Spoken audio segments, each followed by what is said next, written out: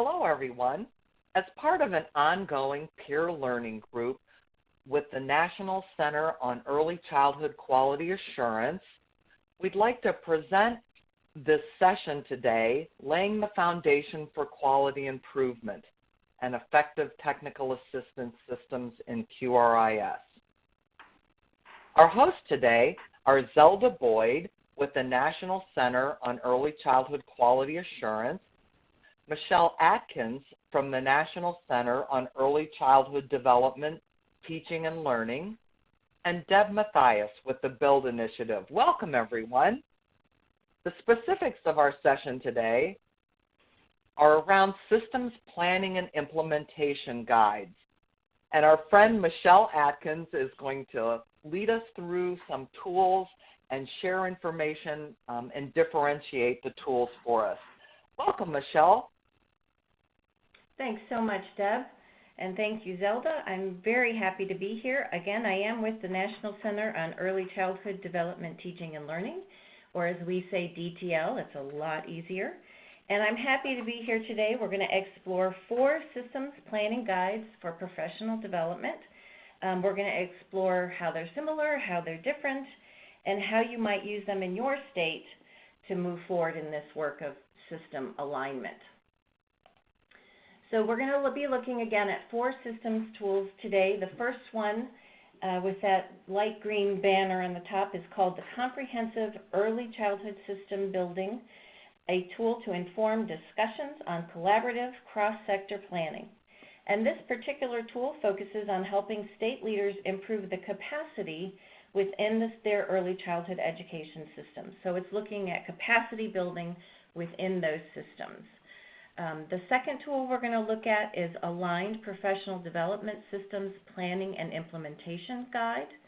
This tool focuses on state professional development systems, and the unique characteristic about this particular guide is that it focuses or that it contains a readiness for change framework, and we'll look at that a little more closely in a little bit.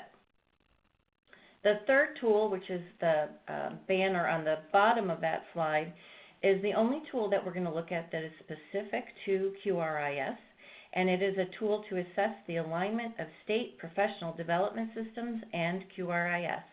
This focuses, as you might guess, on quality improvement systems and the common elements between professional development systems and their alignment. The fourth tool that we're going to look at is called Build It Better, Indicators of Progress to Support Integrated Early Childhood Professional Development Systems. And this is a comprehensive guide to professional development systems building. It includes 6 policy areas, 4 core principles, and indicators of systems development.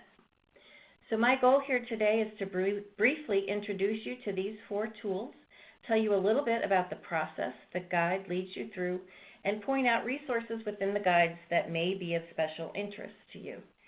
And before we dig deeply into each of these, I want to just say, as with any tool made for a national audience, these tools are made to be as expansive and as inclusive as possible. And so states should approach them with the notion that the state is going to take what it needs from the tool and use what is relevant and meaningful for you, and know that if the other issues that are addressed in the tool arise in your state, it is there to help you move forward with it. So with that said, let's move on to the next slide.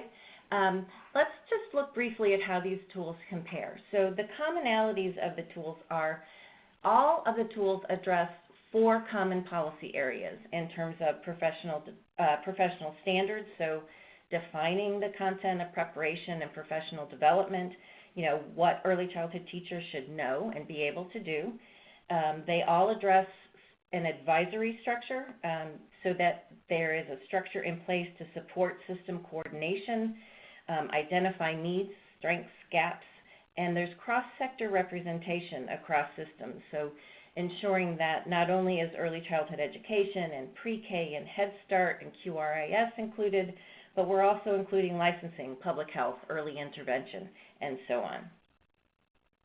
Each tool looks at data in some way, shape, or form to inform professional development system planning, to make sure that there are quality assurance measures, and to ensure that we're being accountable for the folks in charge to make sure that we are meeting the needs of the state and our clients. And each tool, as you might guess, addresses financing in terms of support for early childhood professionals, programs, are we reaching and moving toward compensation parity, and are we funding the professional development system infrastructure that's going to support all of these programs. The second commonality they all have is that 3 of the 4 look at or contain guiding principles and or core values that underpin or that were top of mind when the developers were creating these tools. The exception to that is the tool for the alignment of QRIS and PD systems, and that's because that tool is really more of a checklist for states, and so they did not go into details about their guiding principles and core values. The third commonality that all of these tools share is that each of them include references to cultural and linguistic responsive practices. Some tools include these in their core values and principles, and others include CLRP as part of the planning process by asking states to consider the diversity of the children and families that they serve in their decision making. So with that overview, we're going to move on and look at each tool individually. So the first tool we're going to look at is called the Comprehensive Early Childhood System Building, and it includes 6 strategies to improve systems functioning, and you'll see those 6 strategies listed on the slide there. The specific purpose of this guide is to help state leaders improve the capacity, again, within their early childhood systems. The guide provides considerations or things to think about for the states as they work to integrate their health, early learning and development, and family support and leadership sectors across their state. So when you look at the strategies listed on the slide, these are the 6 strategies that this tool defines as ways to move forward in integrating a comprehensive system or building a comprehensive system. And each strategy lists different considerations underneath it. And in this case, considerations are more like tips or things to think about in terms of being successful in that particular strategy. So for example, a consideration that's listed under recruit and engage stakeholders is leverage and build opportunities for families to engage in leadership and inform decisions at all levels of the early childhood system. So that's one example of something that this tool asks a state to think about in terms of recruiting and engaging stakeholders. Another example on that last strategy called ensure accountability, one of the considerations is to map existing governance and management structures, including their functions and level of authority, to define opportunities to connect people, policies, and programs across sectors. One of the unique characteristics about this guide is the appendix, and you'll see a small screenshot of that in the lower right-hand corner on the slide. This appendix includes a comprehensive list of potential agency partners and relevant programs and funding streams. So for states who are beginning in the systems building efforts, or if they're wanting to grow the representation and the diversity within their decision-making groups, this appendix may be very helpful in terms of identifying potential partners in terms to broaden the reach of your efforts. So with this guide, the Comprehensive Early Childhood System Building Guide, we see one approach to systems building. We see 6 strategies and some tips under each strategy, and we also see the distinguishing characteristics of including potential partners and relevant programs. Michelle, this is Deb. When I look at this, say that I was going to want to examine our professional development system or technical assistance system, I would just walk through each of these areas of functioning with the lens of the subsystem that I'm thinking about and working on, and really focus in on like how do I recruit and engage stakeholders around professional development? How do I get higher ed partners and implementing partners? Who should be at the table? Do I have a diverse group of stakeholders? And as I go through each category, you can use a lens for the specific subsystem you're examining with this tool, right? That's exactly right, Deb. The tool approaches it from a broad-based early childhood system perspective, but it's absolutely very useful in terms of picking one of those subsystems and applying these strategies and these considerations to that. So that's a great point. Okay, great. Thank you. Absolutely. So we're going to move on now to the next tool, which is called Aligned PD Systems Planning and Implementation Guide. And this tool is also built on a list of considerations.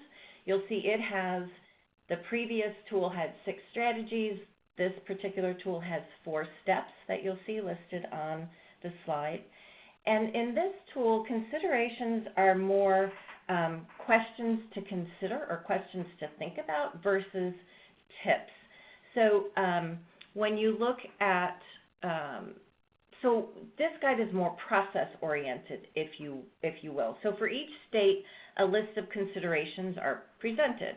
So a consideration for develop or refine the goals and outcomes is, how will success be measured? How are we defining alignment? So you'll see they're asking questions about this particular step and things to think about. A consideration listed for step 3, which is select and approach and develop an implementation plan, is who should be involved in the development of the plan and who needs to know about the plans for developing an aligned professional development system.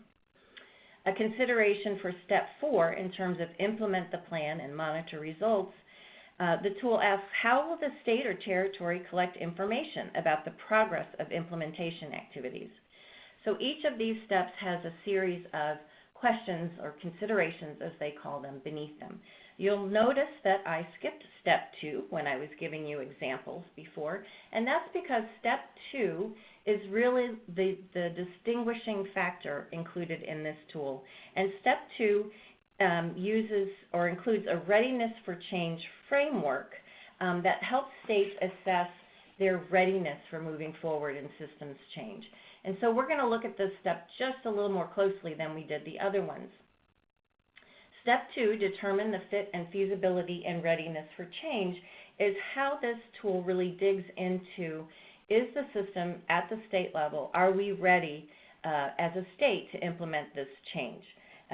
So in terms of the section on identification and validation of needs, you'll see considerations like, is there consensus that an aligned professional development system needs to be developed or that the current PDS should advance in its alignment? Is there agreement on who the aligned PDS will conclude and serve? And how will the aligned PDS fit, quote unquote, with community values, including the values of diverse cultural groups? So it's really asking the state to dig deep into, have we done the communications, have we done the preparation, is the context right and ready in the state for the kinds of change that we're looking at? That second point, or that second section under step 2 in terms of consideration of required change, you'll see questions like, what organizations are best positioned to implement, grow, and sustain the aligned PDS? Or what funding sources can be accessed to support system planning and coordination? So almost half of this guide includes step 2. So almost half of the guide is looking at this readiness for change framework. And that's one of the things that really distinguishes this particular tool from some of the other tools that we're going to look at.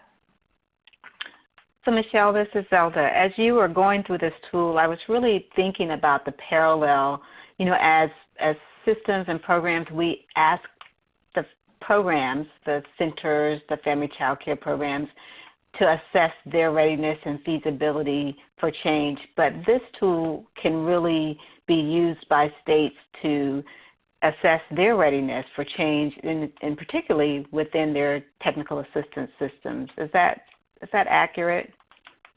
That's exactly right, Zelda. I think that that's a great point in terms of sort of the parallel process that these tools are sort of asking the states to do. You know, when we go in to provide technical assistance with a program, one of the things that we work with the program on is their readiness to take on this change. And so what this tool includes in it is a way for states to assess their own readiness to implement the kinds of changes that they're looking at. So that's a great point, and I appreciate you bringing that up. We're going to look at the third tool now, which is called a tool to assess the alignment of state professional development systems and QRIS. And this is the shortest of the 4 tools that we're going to look at. It is 8 pages long, and it will give you a quick overview of how far your state has come in aligning the systems within your professional development system and the QRIS. And so this tool has 6 elements, and you'll see those listed on the slide, and each contain 4 to 7 indicators that it asks the states to assess themselves on. And it's going to ask you to assess each of those indicators using a 5-point scale, 1 through 5, 1 meaning the state hasn't started the task, 2 saying, oh, we've started some initial conceptual planning and work, 3 saying, yeah, we've begun to implement the task, 4, we've made solid progress, and 5, we've made significant progress and we've really nailed this one. So this, the distinguishing factor for this particular tool, it is the only tool that specifically focuses on QRIS, and it is a relatively short sort of checklist kind of tool, a little bit different than some of the other tools with those considerations that we've been talking about. Michelle, this is Deb.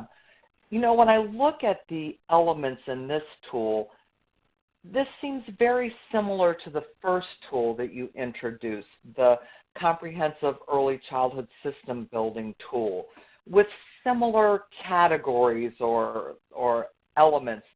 How is this different than the first tool that you showed us? You know, that's a great question, Deb. The real difference in this tool is that it really digs into the PDS system and alignment with QRIS. So it's going to ask questions about have we considered our career pathway in the development of our QRIS? Have we considered and aligned the standards and maybe our core competencies for our early childhood professionals in with our QRIS?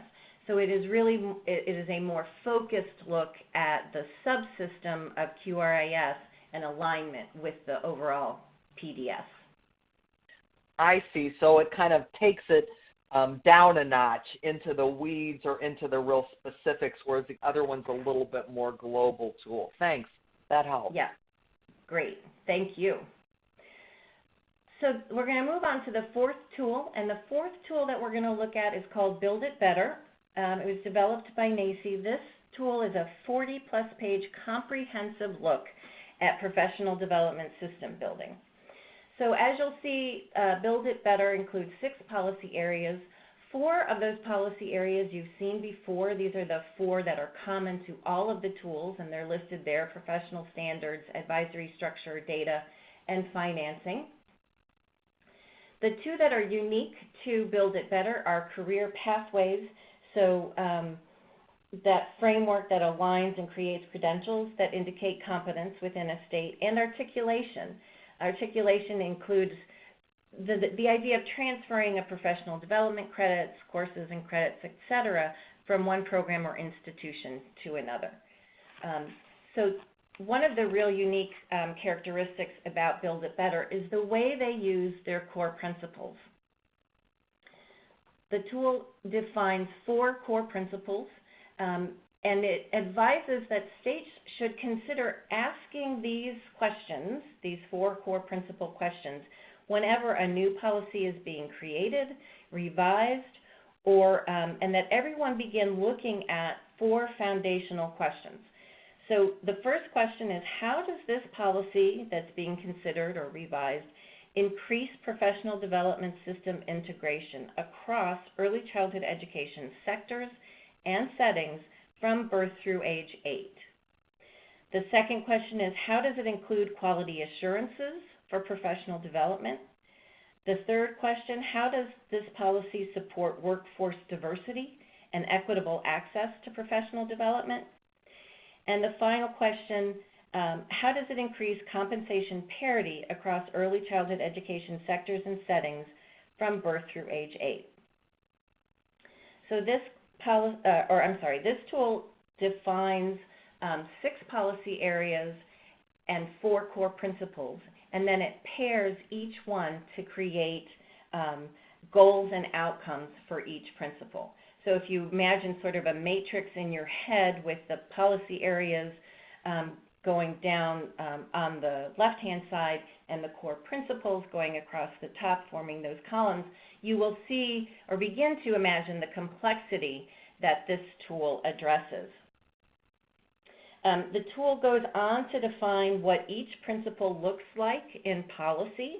So for example, the principle of professional development system integration applied to, say, the policy area of data is that policies ensure that cross-sector early childhood workforce data from birth through age 8 is collected, shared, and disseminated to stakeholders, founders, and the public.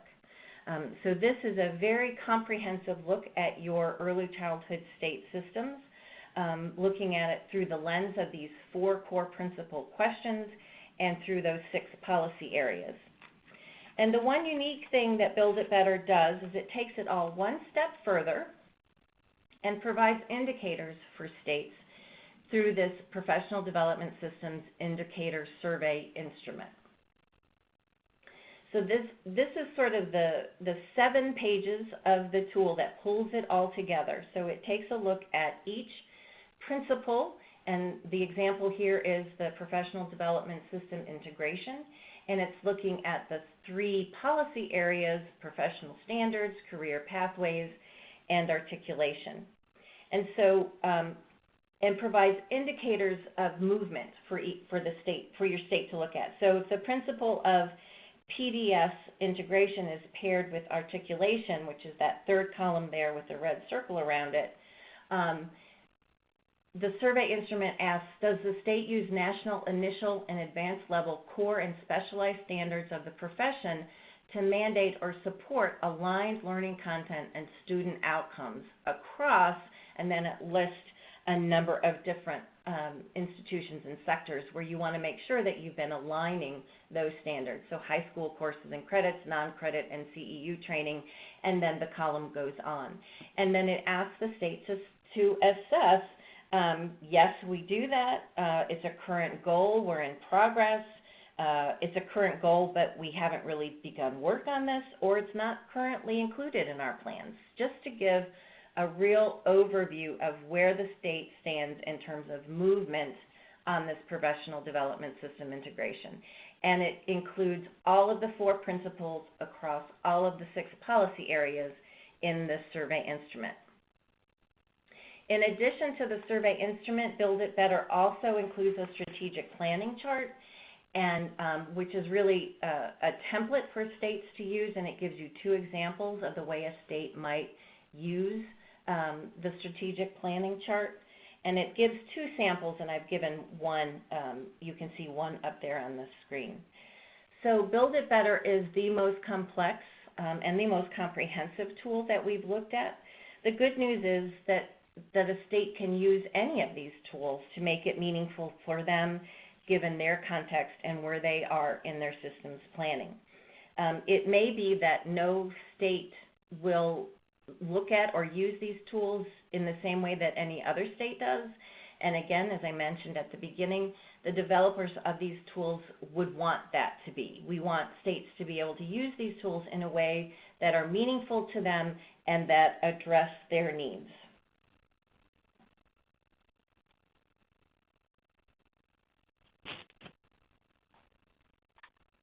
So That's I think, great, Michelle. Yeah, so I think we're going to go on to a review. Is that right, Zelda? Yes. So, okay, class, now it's your chance to have a little fun with us. We're going to see how much you have gleaned from Michelle's information that she shared with us today. So On the left-hand side, we have a few questions, and we want you to match them up with the tool that Michelle has shared today. So our first question is, which guide focuses on PDS and QRIS, and it's only 8 pages long? So let's see if we can find that tool. So Zelda, Deb, you want to take a guess, or should I just let you know? This is the easiest of the 4 questions. This is a good one to take a guess on. I do have a guess on this. All right, Deb, what you got? Is it the second one down? It is. Very good. Yeah, a tool to assess the alignment of state PD systems and QRIS. Great. So then our second one is, which guide includes a change readiness framework? This one's a little more difficult. This is I believe it was the 3rd tool I looked at. It is this one down here, Aligned PDS Planning and Implementation Guide, and it does include that readiness for change framework that may be useful for some states in terms of building and defining new systems initiatives and or revising existing programs. Great. So now let's look at which guide uses 4 core principles, 6 policy areas, and indicators of progress. So I think Michelle is... Yeah, so this is the most comprehensive guide we looked at today, the Build It Better guide developed by NACCE. It is a very comprehensive 40-plus guide, but there are pieces in there that are probably relevant to any state that may want to look at it, and states can pick and choose the segments or the policy areas that they want to look at. Great. And Michelle, I think I want to guess on this last one. Which guide includes a potential partners and relevant programs resource in the appendix? Yeah. So that's your early, there we go, right there. So that comprehensive early childhood state building guide. That's right, or system building guide. That's it. Those are the 4 tools that I looked at today, and I want to thank you very much for giving me the time to do this. Well, Michelle, we really appreciate you joining us today, and you've really given us a number of tools that we can add to the planning toolbox and options that states can use as they think about working, reworking, enhancing, or building their TA system. So we appreciate you joining us. And Michelle's information is here if you want to touch bases with Michelle after reviewing this recording. Michelle has also provided for us a number of links to the tools, so you can go out directly and look at them, pull them down, figure out how you want to use them with your teams. So again, thanks for joining our call today, and we hope that this will enhance your work with your building your TA systems. Thank you.